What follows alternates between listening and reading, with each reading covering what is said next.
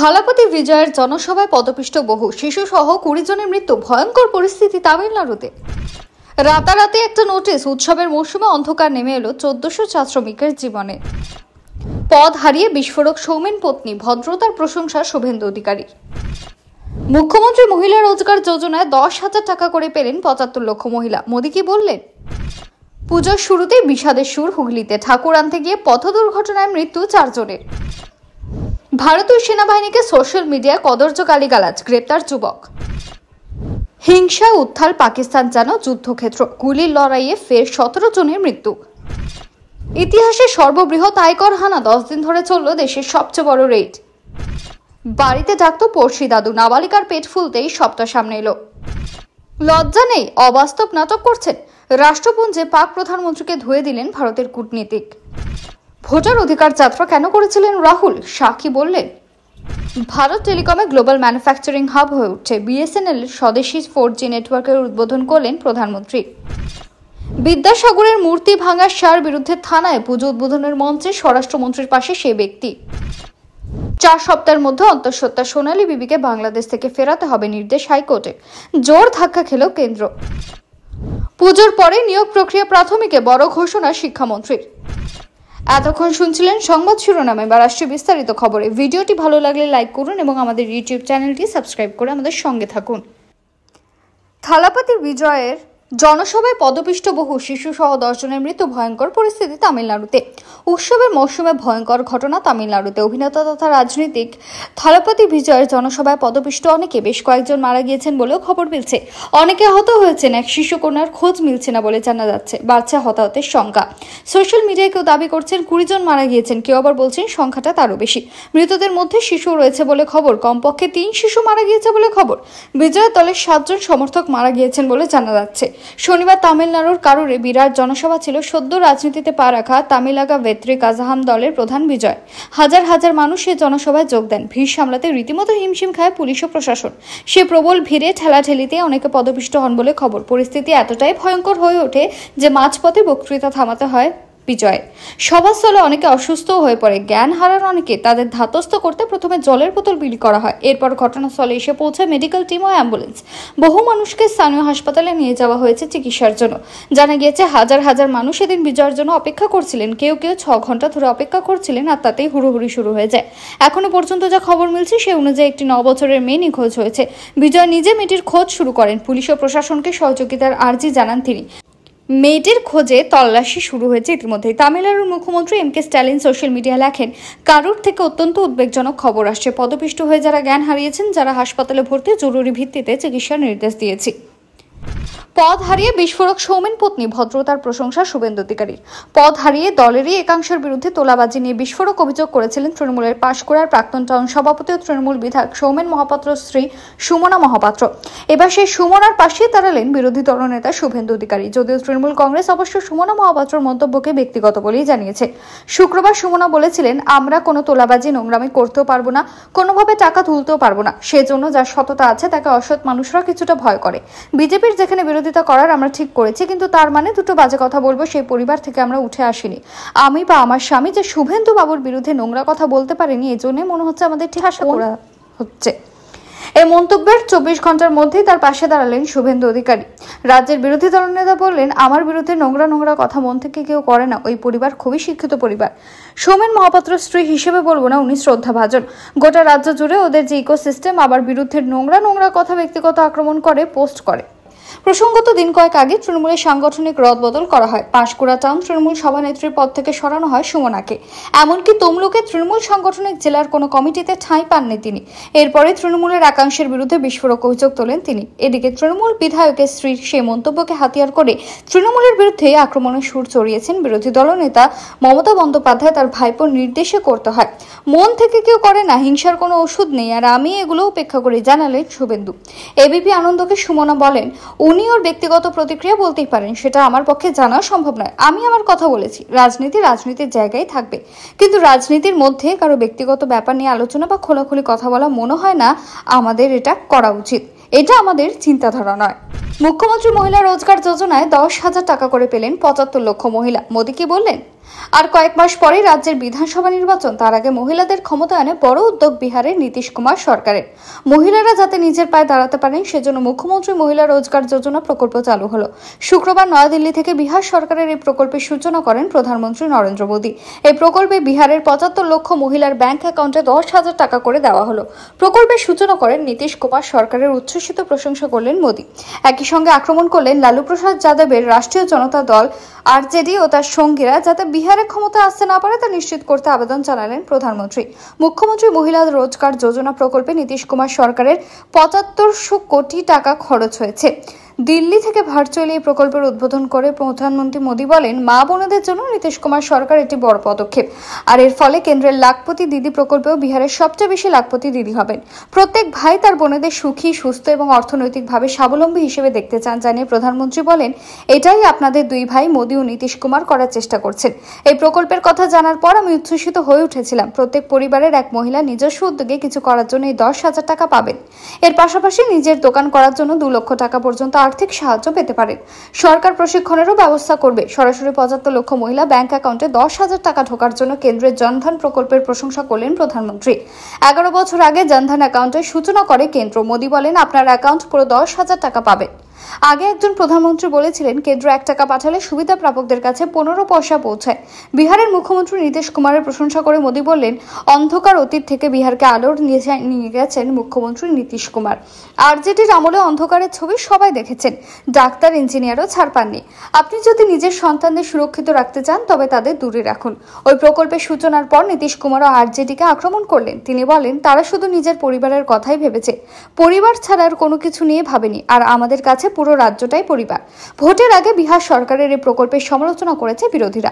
কংগ্রেস নেত্রী প্রিয়াঙ্কা গান্ধী বলেন, মহিলারা এখন যথেষ্ট সচেতন। তারা বুঝতে পারছেন কেন এমন প্রস্তাব গত ২০ বছরে নেওয়া হয়নি। একবার ১০,০০০ টাকা দেওয়া মানেই কিছু নয়। তারা কি প্রত্যেক মাসে এটা দেবে? ভুয়ো প্রতিশ্রুতি দেওয়ার জন্য বিজেপি পরিচিত। ক্ষমতা এলে মহিলাদের মাসে ২৫০০ টাকা করে দেওয়ার কথা ঘোষণা করেছে আরজেডি ও কংগ্রেস। তথ্য বলছে, বিহারের মোট জনসংখ্যার ৪৮% মহিলা। রাজনীতির কারবারিরা বলছেন, বিহারের নির্বাচনে দলগুলির জয় পরাজয়ের বড় ভূমিকা থাকে মহিলাতে। এই দেখার নীতিশ সরকারের নতুন প্রকল্পের প্রভাব ঠিক কতটা পড়ে ভোট ময়দানে। পুজোর শুরুতেই বিষাদের সুর হুগলিতে। ঠাকুর আনতে গিয়ে পথ দুর্ঘটনায় মৃত্যু ৪ জনের। পুজোর শুরুর মুখে বিষাদের সুর। চন্দননগরের পটুয়াপাড়া থেকে ঠাকুর আনতে গিয়ে বাড়ি ফেরা হলো না ৩ জনের। পথ দুর্ঘটনায় আহত আরও ৩। অন্যদিকে কলকাতা থেকে ঠাকুর দেখে ফেরার পথে নদিয়া তেহট্টে দুর্ঘটনা। গাছে ধাক্কা মারে গাড়ি, ১ জনের মৃত্যু হয়েছে। মৃতের স্ত্রী সহ ৪ জন আহত হন। কেউ গেছিলেন ঠাকুর আনতে, কেউ আবার গেছিলেন ঠাকুর দেখতে, কিন্তু বাড়ি থেকে বেরোলেও ফেরা হলো না। আর নদিয়ার তেহট্ট থেকে হুগলির পোলাবা, ২ পৃথক দুর্ঘটনায় মৃত্যু হলো ৪ জনের। চতুর্থীর রাতে চন্দননগরের পটুয়া থেকে ঠাকুর আনতে গিয়ে মর্মান্তিক পথ দুর্ঘটনার কবলে পড়ল একটি গাড়ি। স্থানীয় সূত্রে খবর, হুগলির পোলাবার শঙ্করবাটি গ্রামের বারোয়ারি পুজো কমিটির সদস্যরা শুক্রবার রাতে ঠাকুর আনতে যান। চন্দননগর রেল ওভারব্রিজ থেকে নামার সময় রাস্তার পাশে থাকা ইটের পাঁচায় সজোরে ধাক্কা মারে ৪ চাকা গাড়িটি। গাড়িতে চালক সহ মোট ৬ জন ছিলেন। দুর্ঘটনার জেরে ঘটনাস্থলে মৃত্যু হয় ২ জনের। ৪ জনকে গুরুতর আহত অবস্থায় উদ্ধার করে চুঁচুড়া ইমামবাড়া হাসপাতালে পাঠানো হয়। সেখানে ১ জনের মৃত্যু হয়। আশঙ্কাজনক অবস্থায় ১ জন SSKM হাসপাতালে চিকিৎসাধীন। বাকি ২ জনের চিকিৎসা চলছে চুঁচুড়ার ইমামবাড়া হাসপাতালে। ভারতীয় সেনাবাহিনীকে সোশ্যাল মিডিয়া কদর্য গালিগালাজ, গ্রেপ্তার যুবক। ফেসবুক লাইভে ভারতীয় সেনাবাহিনীকে নিয়ে কুরুচিকর অসম্মানজনক মন্তব্য করার অভিযোগে নদিয়ার আরাংঘাটা এলাকা থেকে এক যুবককে গ্রেপ্তার করেছে ধানতলা থানার পুলিশ। অভিযুক্ত বিশ্বজিৎ বিশ্বাস ধানতলা থানার অন্তর্গত আরাংঘাটা এলাকার বাসিন্দা বলে জানা গিয়েছে। সূত্রের খবর, কিছুদিন আগে অভিযুক্ত যুবক সামাজিক যোগাযোগ মাধ্যম ফেসবুক লাইভে এসে ভারতীয় সেনাবাহিনীকে উদ্দেশ্য করে আপত্তিকর ভাষা ব্যবহার করে। শুধু তাই নয়, সেনাবাহিনীর ভাবমূর্তি ক্ষুণ্ণ করে এমন কিছু মন্তব্য গালিগালাজও করে বলে অভিযোগ। বিশ্বজিতের এই কার্যকলাপের ভিডিও সামাজিক মাধ্যমে ছড়িয়ে পড়তে সাধারণ মানুষের মধ্যে ব্যাপক প্রতিক্রিয়া সৃষ্টি হয়। অনেকেই এই ধরনের দায়িত্ব জ্ঞানহীন এবং অপমানজনক বক্তব্যের বিরুদ্ধে প্রতিবাদে সরব হন। স্থানীয়রা দাবি তোলেন, সেনাবাহিনী দেশের নিরাপত্তা রক্ষায় দিনরাত পরিশ্রম করে চলছে। সেই সেনাদের নিয়ে কটাক্ষ কিছুতেই মেনে নেওয়া যায় না। বিশ্বজিতের বিরুদ্ধে আইনি পদক্ষেপ নিতেই হবে। এরপরে ধানতলা এলাকায় অভিযুক্তের বিরুদ্ধে লিখিত অভিযোগ দায়ের করা হয়। অভিযুক্তের ভিত্তিতে পুলিশ দ্রুত পদক্ষেপ করে এবং শুক্রবার রাতে অভিযুক্ত বিশ্বজিৎকে তার বাড়ি থেকে গ্রেফতার করে। শনিবার ধৃত যুবককে রানাঘাট আদালতে পেশ করা হয়। আদালতের নির্দেশ অনুযায়ী পরবর্তী আইনি প্রক্রিয়া চালানো হবে। তবে অভিযুক্ত বিশ্বজিৎ আদালতে এবং পুলিশের কাছে নিজের কৃতকর্মের জন্য দুঃখ প্রকাশ করেছে বলেও জানা গিয়েছে। সে জানায়, আবেগের বশে এমন মন্তব্য করেছিল, তবে ভবিষ্যতে এমন আচরণ কখনোই করবে না বলেও জানিয়েছে সে। হিংসা উত্তাল পাকিস্তান, যেন যুদ্ধক্ষেত্র। গুলির লড়াইয়ে ফের 17 জনের মৃত্যু। অন্যের ঘর জ্বালাতে গিয়ে সে আগুনে পুড়ছে পাকিস্তান। সন্ত্রাসের আতুর ঘরে ফের বইল রক্তস্রোত। নিষিদ্ধ সংগঠন তেহরিকে তালিবানের সঙ্গে পাক সেনা গুলির লড়াইয়ে খাইবার পাখতুনখোয়া প্রদেশে মৃত্যু হলো 17 জনের। মৃতরা সকলেই টিটিপি সদস্য বলে দাবি সেনার। পাক সেনার তরফে জানানো হয়েছে, শুক্রবার গোপন খবরের ভিত্তিতে পাখতুনখোয়ায় কারাক জেলায় অভিযান চালায় সেনা। বিরোধীদের ঘাঁটি ঘিরে ফেলে এলোপাথারি গুলি চালানো শুরু করে আসিফ মুনিরের বাহিনী। শনিবার সেই অভিযান প্রসঙ্গে সংবাদ মাধ্যমের মুখোমুখি হয়ে কারাক জেলার পুলিশ প্রধান শাহবাজ এলাবি বলেন, দীর্ঘ সময় ধরে চলা অভিযানে 17 জনের মৃত্যু হয়েছে। মৃতরা সকলেই টিটিপির মুল্লা নাজির সংগঠনের সদস্য বলে দাবি করা হচ্ছে। ইতিহাসের সর্ববৃহৎ আয়কর হানা। 10 দিন ধরে চলল দেশের সবচেয়ে বড় রেড। কখনো কখনো বাস্তবতা সিনেমাকেও হার মানায়। ঠিক এমনটাই ঘটলো যখন আয়কর বিভাগ উড়িষ্যার একটি মদ উৎপাদনকারী সংস্থার বিরুদ্ধে দেশের ইতিহাসে সর্ববৃহৎ তল্লাশি অভিযান চালায়। এত বিপুল পরিমাণ টাকা উদ্ধার হয়েছে যে তা গুনতে মেশিন আনতে হয়েছে, ব্যাংকের কর্মীদের সাহায্য নিতে হয়েছে এবং বাজেয়াপ্ত নগদ ট্রাকে করে নিয়ে যেতে হয়েছে। আসুন জেনে নেওয়া যাক এই অবিশ্বাস্য অভিযানের সম্পূর্ণ কাহিনী, যা গোটা দেশকে স্তম্ভিত করেছে। এই নজিরবিহীন অভিযানটি চালানো হয়েছিল যৌথ ডিস্টিলারিজ প্রাইভেট লিমিটেড এবং তার সংশ্লিষ্ট ইউনিটগুলোর ওপর, যারা রাজ্যে মদ তৈরি করে। তল্লাশি শুরু হতে গোটা এলাকায় চাঞ্চল্য সৃষ্টি হয়। কোম্পানির বিভিন্ন অফিস, গোদাম ও গোপন ডেরা আধিকারিকদের দল একযোগে হানা দেয়। বিষয়টি এতটাই গুরুতর ছিল যে মাটির নিচে লুকিয়ে রাখা সম্পদের সন্ধান পেতে আয়কর বিভাগকে স্ক্যানিং চাকাযুক্ত বিশেষ মেশিনও ব্যবহার করতে হয়। 10 দিন ধরে চলা অপারেশন বাজেয়াপ্ত হয় 352 কোটি টাকা। তল্লাশির পরিধি ও গভীরতা এতটাই ছিল যে অভিযান শেষ করতে বিভাগের পুরো 10টা দিন লেগে যায়। প্রতিদিনই নতুন জায়গা থেকে নগদ, নথি এবং সম্পত্তি তথ্য সামনে আসতে থাকে। এই পুরো অপারেশন 352 কোটি টাকা নগদ বাজেয়াপ্ত করা হয়, যা শুধু মেশিনের উপর নির্ভর করে গোনা সম্ভবই ছিল না। এই বিপুল পরিমাণ অর্থ গুনতে 3 ডজনেরও বেশি নোট গোনার মেশিন আনা হয়, কিন্তু তাতেও কাজ শেষ হচ্ছিল না। নগদ টাকার পরিমাণ এতটাই বেশি ছিল যে দ্রুত গণনার জন্য বিশেষভাবে ব্যাংকের কর্মীদের ডাকা হয়। নগদ টাকা ট্রাকে ভরে সম্পূর্ণ সুরক্ষিত উপায়ে বিভাগের সদর দপ্তরে নিয়ে যাওয়া হয়। পুরো প্রক্রিয়াটি এতটাই সুশৃঙ্খল ও গোপনীয় ছিল যে একে একটি বড় সামরিক অভিযানের সঙ্গে তুলনা করা যেতেই পারে। বাড়িতে ডাকতো পড়শি দাদু। নাবালিকার পেট ফুলতেই সবটা সামনে এলো। দাদু বলে ডাকতো। তার বাড়িতে খেলতে যেত, আর তার প্রতিবেশী সেই দাদুর বিরুদ্ধে খাওয়ার লোভ দেখে নাবালিকাকে ধর্ষণের অভিযোগ উঠল। নাবালিকাকে মাঝে মাঝে টাকাও দিতেন অভিযুক্ত। ধর্ষণের জেরে অন্তঃসত্ত্বা হয়ে পড়েছে নাবালিকা। ঘটনা জানাজানি হতে অভিযুক্ত ব্যক্তি পলাতক। ঘটনাটি পূর্ব মেদিনীপুরের হলদিয়া পুরসভা এলাকার।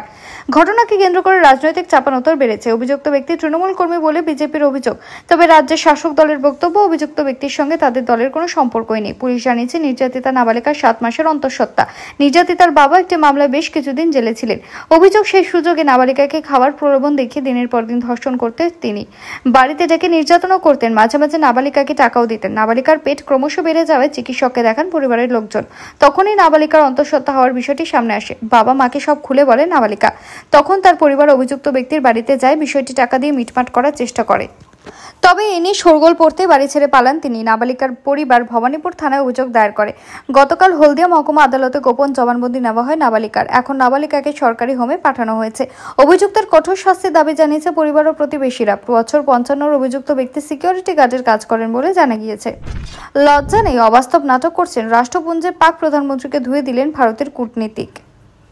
ফের একবার আন্তর্জাতিক মঞ্চে পাকিস্তানের মুখোশ খুলল ভারত। রাষ্ট্রপুঞ্জের বৈঠকে পাক প্রধানমন্ত্রী শাহবাজ শরীফের সামনে পাকিস্তানকে চাঁচা ছোলা ভাষায় ধুয়ে দিলেন ভারতীয় কূটনীতিক পেটাল গাওলাত। রাষ্ট্রপুঞ্জে বক্তব্য পেশের সময় পাক প্রধানমন্ত্রী শাহবাজ দাবি করেন, অপারেশন সিঁদুরের নামে ভারত তাদের উপর কেন প্ররোচনা ছাড়াই আগ্রাসন চালিয়েছে, কিন্তু তারা 4 দিনের সংঘাতে সাফল্য অর্জন করেছে। জবাব দিতে গিয়ে ক্ষুরধার আক্রমণ শানান ভারতের কূটনীতিক। বলেন, পাকিস্তানের রানওয়েগুলো যেভাবে ক্ষতিগ্রস্ত হচ্ছে, সেই ছবিগুলি যদি পাক প্রধানমন্ত্রীর মতে বিজয় হয়, তাহলে পাকিস্তান তা নিয়ে আনন্দ করুক। রাষ্ট্রপুঞ্জে শাহবাজ শরীফ তার ভাষণে কাশ্মীর ইস্যু টেনে বলেন, আমি কাশ্মীরিদের আশ্বস্ত করতে চাই যে আমি তাদের সঙ্গে আছি, পাকিস্তান তাদের সঙ্গে আছে এবং একদিন শীঘ্রই কাশ্মীরে ভারতের নৃশংসতার অবসান ঘটবে। শরীফের এই মন্তব্যের জবাব দিতে গিয়ে পাকিস্তানকে সরাসরি সন্ত্রাসবাদের আশ্রয়দাতা বলে আক্রমণ করেন ভারতীয় কূটনীতিক। তিনি একেবারে পাকিস্তানের মুখোশ খুলে দিয়ে বলেন, পাকিস্তান আগাগোড়াই সন্ত্রাসবাদকে মদত দিয়ে আসছে, ওদের কোনো লজ্জায় নেই। বছরের পর বছর ধরে পাকিস্তানি ওসামা বিন লাদেনকে আশ্রয় দিয়ে এসেছে, সে কথা ভোলা যাবে না। ভোটার অধিকার যাত্রা কেন করেছিলেন রাহুল? সাকি বললেন, কিছুদিন আগে বিহারে ভোটার অধিকার যাত্রা করেছেন কংগ্রেস নেতা রাহুল গান্ধী। তার এই যাত্রাকে কটাক্ষ করলেন কেন্দ্রীয় স্বরাষ্ট্রমন্ত্রী অমিত শাহ। শনিবার বিহারে ভোট প্রচারে তিনি বলেন, অনুপ্রবেশকারীদের ভোটের অধিকার পাইয়ে দিতে এই যাত্রা করেছেন রাহুল। একই সঙ্গে তিনি বলেন, বিহারের আসন্ন বিধানসভা নির্বাচন অনুপ্রবেশকারীদের বিতরণ করার ভোট। এদিন সমষ্টিপুর আরারিয়ায় বিজেপির জনসভায় অমিত শাহ রাহুল গান্ধীর ভোটার অধিকার যাত্রাকে নিশানা করে বলেন, সম্প্রতি রাহুল বাবা এসেছিলেন, এখানে একটি যাত্রাও করেন, কারণ নির্বাচন কমিশন ভোটার তালিকা অনুপ্রবেশকারীদের বাদ দিচ্ছেন। ভোটারদের অধিকারের জন্য ওই যাত্রা করেননি রাহুল। অনুপ্রবেশকারীদের ভোটার অধিকার দিয়ে সুরক্ষিত করাই তার ছিল উদ্দেশ্য। এরপরে তিনি বলেন, রাহুল ও লালু প্রসাদের কাছে এই নির্বাচন তাদের দলকে জেতানোর জন্য, লালুর পুত্রকে মুখ্যমন্ত্রী করার জন্য, কিন্তু বিজেপি কর্মীদের কাছে এই নির্বাচন অনুপ্রবেশকারীদের বিতরণ করার জন্য। আপনারা 2/3 সংখ্যাগরিষ্ঠতা নিয়ে বিজেপিকে জেতান। আমি প্রতিশ্রুতি দিচ্ছি, বিহারের পবিত্র মাটি থেকে অনুপ্রবেশকারীদের বিতরণের জন্য কাজ করব আমরা। লালু প্রসাদ যাদবরা বিহারকে লুট করেছেন বলে আক্রমণ করেন শাহ। সমর্থকদের উদ্দেশ্যে বলেন, বিহারে আবার জঙ্গলরাজ ফেরত আসা রুখতে হবে সবাইকে। নীতিশ কুমারের আমলে রাজ্যে আইন শৃঙ্খলার উন্নতি হচ্ছে, লালু ও নীতিশের আমলের বিরাট পার্থক্য লক্ষ্য করা যাচ্ছে। গতকাল বিহারে মুখ্যমন্ত্রী মহিলা রোজগার যোজনা প্রকল্প চালু হয়েছে। নয়াদিল্লি থেকে বিহার সরকারের এই প্রকল্পের সূচনা করেন প্রধানমন্ত্রী নরেন্দ্র মোদী। প্রকল্পের বিহারে 75 লক্ষ মহিলার ব্যাংক অ্যাকাউন্টে 10,000 টাকা করে দেওয়া হচ্ছে। প্রকল্পের সূচনা করে নীতিশ কুমার সরকারের উচ্ছ্বসিত প্রশংসা করেন মোদী। এবার নীতিশ কুমারের প্রশংসা করলেন অমিত শাহ।